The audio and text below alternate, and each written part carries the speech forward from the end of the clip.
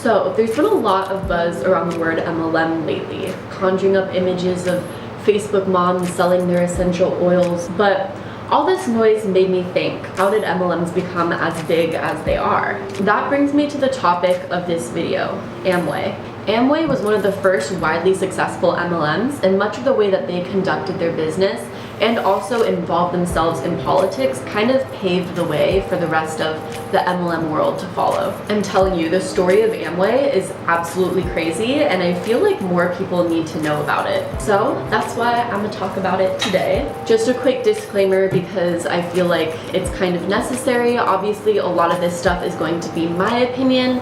Amway, don't sue me. In this video, I'm going to be going over Amway's history, their business model, my own personal story with Amway, and their influence on politics and culture. So yeah, strap in, get some good snacks, and if you're as interested in MLMs as I am, I think this will be a really fun video. So first, let's go into the history of Amway, and hopefully this is as interesting to you as it is to me.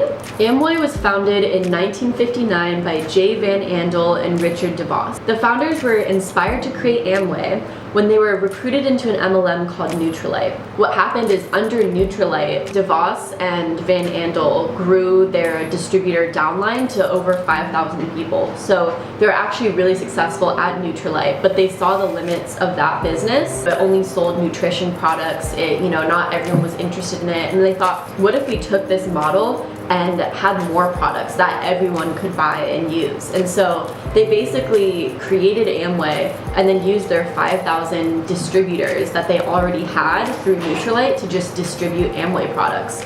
So it's like starting a business and already having 5,000 customers. It's definitely gonna work. Amway is still thriving today, and they sell mainly health, beauty, and home care products. Their motto is selling things that everyone can use every day and that everyone basically does use in their home. Amway reported sales of $8.8 billion in 2018 and conducts business through a number of various countries and territories. Eventually, Amway grew so big that they bought out Nutrilite, the MLM that the founders joined in the first place, and they used Nutrilite as a distribution leeway for their products. So, what is the Amway business model? Amway combines direct selling with a multi-level marketing strategy. Amway distributors are referred to as independent business owners.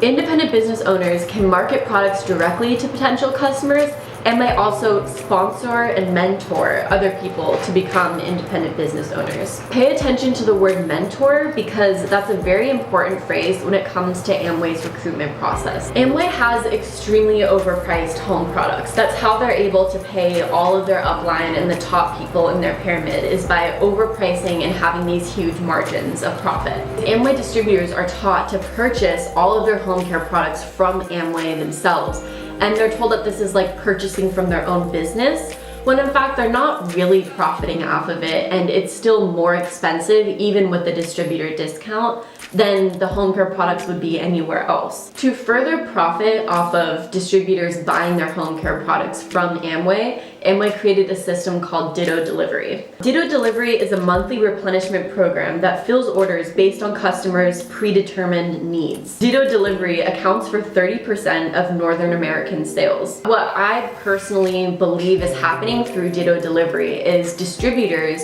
are taught to, purchase from their own company, Amway. And so they purchase all their home goods through Ditto Delivery. It automatically replenishes and charges them every month for, home care needs. But if you put that into perspective, as we said, in 2018, $8.8 billion is what Amway made. So think of 30% of that, which is what comes from Ditto Delivery. And you can imagine just how much the distributors themselves are giving to Amway. Do these independent business owners see a profit even remotely close to $8.8 billion? Not at all. That's why I personally believe that this is a disgusting business practice, to encourage distributors who are supposed to be making money from you as a company and selling your products to be purchasing your products themselves, and that's how you make the majority of your money, is a little bit gross and unethical.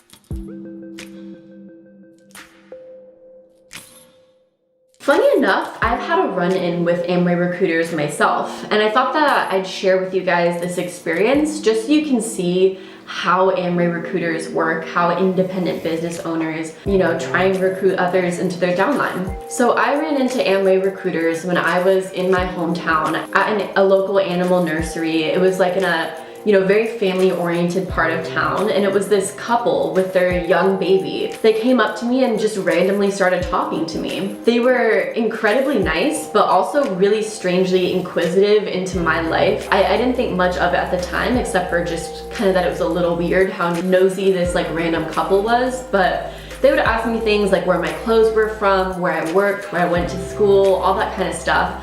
But since they were, with their child at a really family-oriented place, I just thought of them as really friendly, like neighborly-like people. They started talking about how successful they were in their business. They told me that they see something in me where they think I could be successful too. And at the time, I was just freshly in college. I think I was 18. Really wanted to be successful, had a lot of ambition, and thought it was really cool that this, seemingly successful young couple saw that in me and wanted to mentor me. So they invited me out for coffee, and while usually strangers inviting you out for coffee would feel weird and awkward, they seemed so nice and normal that I didn't really think much of it. When I went out for coffee with them, they started talking about some really strange concepts to me. They mentioned the Rich Man, Poor Man book by Guy Kawasaki, which I thought was like a business book they were recommending to me.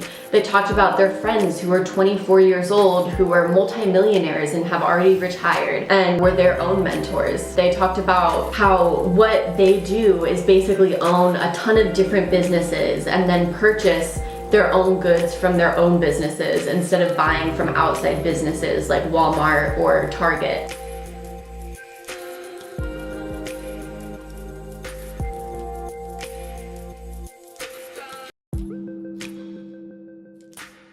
Being young and fresh in college and not really understanding much about business, but having an interest in it, I thought that they were genuinely sharing with me some new way to make money. I noticed that they were really pushy and they kept wanting me to come to this one seminar and come to this thing with them. I ended up having this gut feeling that something wasn't right and that they weren't, maybe as successful as they claimed they were, or maybe wanted something from me. So I went home and I looked up the book Rich Man, Poor Man by Guy Kawasaki. I, did some research into who these people are and what they're trying to tell me, because they wouldn't even say that their company was Amway.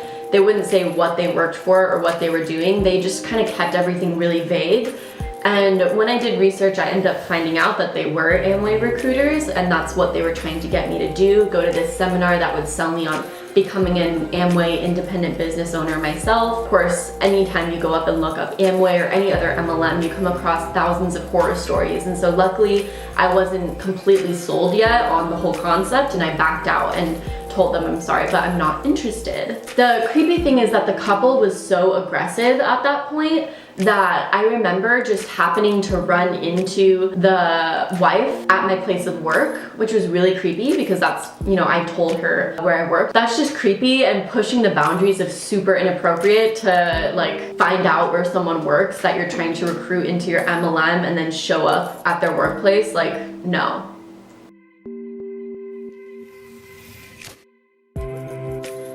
Now this is where it gets even weirder. So Amway and its founders, especially the DeVos family, is very involved in politics, which I believe personally is a big reason why they were able to be so successful and have such little regulations on the company, which in turn allowed other MLMs to have little regulations as well. So these are going to be a lot of factoids that I'm about to say, but bear with me because it adds up to a really, really strange bigger picture. In the 1990s, Amway was a major contributor to the Republican Party and to the election campaign of various GOP candidates. In October of 1994, Amway gave the biggest corporate contribution recorded to that date for a single election. They gave $2.5 million to the Republican National Committee and was the #1 corporate political donor in the US during the 2004 election cycle. The organization contributed $4 million to the conservative group Progress for America as well. So that's a lot of money. Even just in that statement, that's $6.5 million that Amway's donated over the course of a few years to the Republican Party. you have to be wondering why they donated so much money to politics and how that maybe benefited them in the long run. Here are some other factors pertaining to money, politics, and the DeVos family that kind of ties in with Amway and how they were able to further their business politically. In 1996, in July, Amway co-founder Richard DeVos was honored at a $3 million fundraiser for the Republican Party. In April 1997, Richard and Helen DeVos gave $1 million to the RNC, which was the second biggest soft money donation ever, apart from Amway's first donation. So they personally, as a family, gave $1 million to the Republican Party. I can't even imagine having $1 million, let alone donating it. I mean, people that usually have that much money, they don't donate to something just out of the kindness of their heart. Like, let's be real. Usually it's because they have something to gain from that. If you're like me, you're probably wondering if these contributions had an effect on helping Amway steer clear of the FTC and harsher regulations for its shady practices. In July of 1997, Senate Majority Leader Trent Lott and House Speaker Newt Gingrich slipped a last-minute provision into a tax bill that granted Amway a tax break on Asian branches that totaled $19 million, way more than their contributions to the Republican Party.